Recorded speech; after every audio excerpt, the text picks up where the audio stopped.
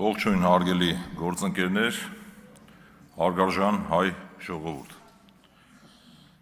Այսօր քննարկում ենք ազգային ժողովի փոխնախագահի ընտրության հարցը, սակայն ինչպես տեսնում ենք նա դահլիճում չէ,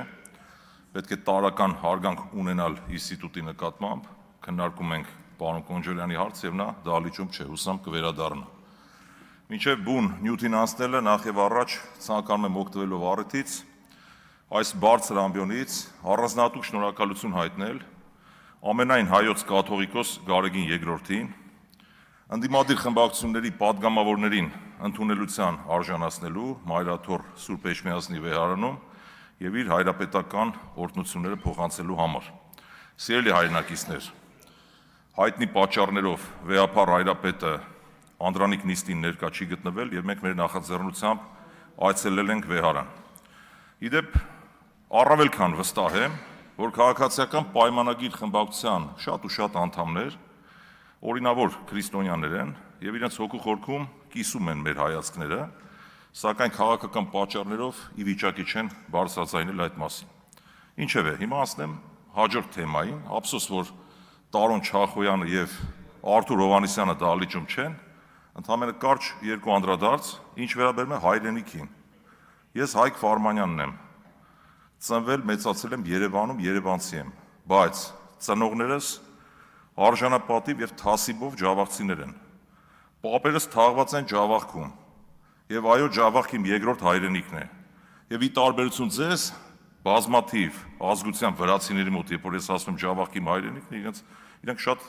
մեծ ուրախությամբ արձագանքում են։ Սա ուղղակի արձագանք, որպես թե ինչ է նշանակում իրական հայրենիք կամ պատմական հայրենիք, պետք չի մանիպուլացնել։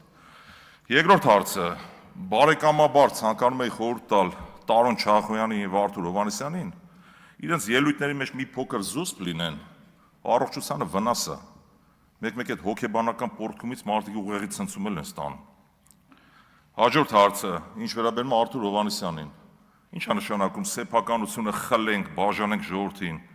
Կարող է Լենինը դամբարանից դուրս եկել, տեղյակ չենք։ Եվ վերջապես, քանի որ Հայկ Կոնջորյանի հարցն է քննարկվում, ինքը չի կարող պատասխանատու չլինել իրենց քաղաքական թիմի համար, այնպես ինչպես ես պատասխանատու եմ իմ թիմի համար եւ իմ թիմը պատասխանատու է ինձ համար։ Նորից ստիպված եմ անդրադառնալ Հայ Փոստին։ Ես մասնագիտությամբ տնտեսագետ եմ, տնտեսագիտության թեկնածու, դոցենտ։ Շուրջ 2 տասնամյակ աշխատել եմ պետական եկամուտների կոմիտեում եւ ֆինանսների նախարարությունում։ Դասախոսական փորձ ունեմ շուրջ 20 տարվա եւ լավ հասկանում եմ ինչ է նշանակում շահույթ, շահույթի բաշխում եւ այլն եւ այլն։ Հիմա մեր տարեց մարդիկ, գյուղերում բնակվող մեր հայրենակիցները պարտավոր չեն, օրինակ ասենք իմանալ ինչ է նշանակում շահույթի գեներացիա կամ չգիտեմ շահաբաժին։ Փորձեմ ավելի մատչելի մեր ժողովրդին բացատրել ինչ է տեղի ունեցել իրականում Հայ Փոստի հետ կապված։ Նախորդ կառավարողը, ազգային հերոս պարոն Էդուարդ Էռնեկյանը, երբ կառավարել է Հայ Փոստը, փող է աշխատել, այսպես ասեմ, մասնագիտական լեզվով շահույթ է գեներացրել։ Հետո երբ որ պետությանն անցել, այդ փողով հանդերձ է անցել պետությանը։ Հետո նոր կառավարիչները այդ Էռնեկյանի կուտակած շահույթը բաշխել են։ Եվ սրան զուգահեռ իրենք սա համարում են որպես հերոսություն, բացի դա սակագները պետության համար, բացի դա սակագներին անդրադառնամ, երբ հասարակ մարդը մտել է Հայ Փոստ, վճարել է նամակ ուղարկելու համար 120 դրամ, 88%-ով թանկացրել են սակագինը, դարձնելով 370 դրամ։ Ժորժ ջան, սա արվում է ձեր հաշվին, եւ երբ որ մենք խոսում ենք top management-ի մասին, չենք խոսում պարոն Կոնջորյանի կնոջ մասին, մենք խոսում ենք top management-ի մասին։ Ես նույնպես եղել եմ ժամանակին top manager, եւ երբ որ բավականաչափ բարձր աշխատավարձ էի ստանում եւ այդ հիմնարկը այլևս ի վիճակի չէր գործունեությունը շարունակել, պարզապես սեփականատիրոջ հետ որոշեցինք, որ իմաստ չունի իմ հետագա պաշտոնավարումը։ Հիմա մենք խոսում ենք նրա մասին, որ պետության հաշվին top manager-ը ստանում է $10,000 աշխատավարձ, շուրջ 40 անգամ, մինչև 40 անգամ, լավ 37-8 անգամ ավելացրել են պարտքերը եւ խոսում են, որ ամեն ինչ նորմալ է։ Գիտեք, պետությունը կործանման տանելու ամենակարճ ճանապարհներից մեկը դա երկակի ստանդարտների կիրառումն է։ Հիմա նույն տրամաբանությամբ ինչու՞ չեք գովում, օրինակ, գովաբանում, որ ազգային բարերար պարոն Սամվել Կարապետյանը հեծում սակագները չի ավելացրել։ Կամ շահույթը չի բաշխել, դե գով եք, ասեք ես ինչ լավ բան արել։ Հիմա հենց ասում ենք 88%-ով ավելացվել է ուրեմն սակագները, շուրջ 37 անգամ ավելացել են պարտքերը այդ ընկերության, տնօրենը շարունակում է $10,000 աշխատավարձ ստանել, ամեն ինչ նորմալ է։ Եթե տնօրենը հայփոստի